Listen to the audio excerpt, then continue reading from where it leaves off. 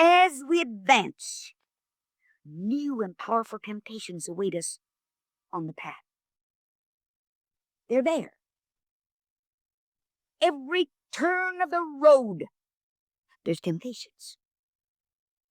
There's temptations to work for self-glory. There are temptations for personal honors and distinctions. There's a temptation for material gain. I'm just laying bare my soul to you. Watch it. There's temptations to allow personal preference to hold sway. There are temptations to take the advice of folk in the world that you feel are so much better educated than you and that perhaps have a greater knowledge and perhaps greater wisdom in dealing with a thing than yourself. And yet,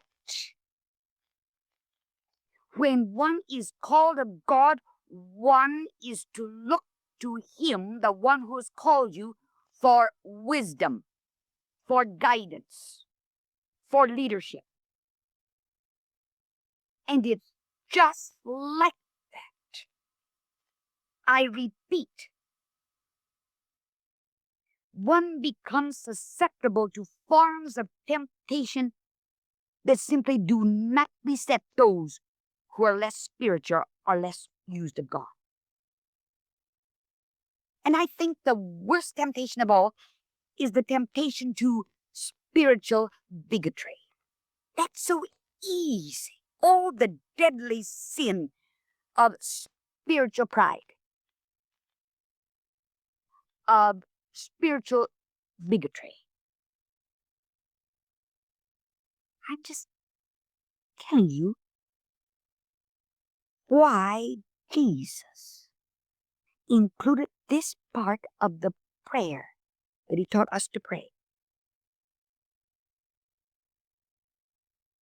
Great knowledge brings great responsibility. The greater the knowledge, the greater will be the responsibility. And the responsibility misused brings terrible punishment. Don't pray to stand in my shoes.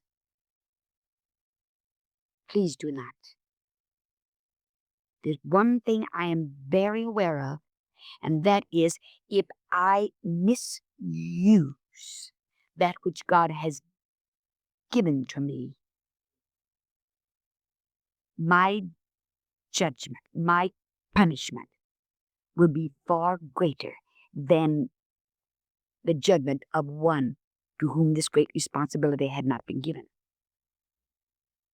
One's knowledge of truth is a sacred trust and must not be violated.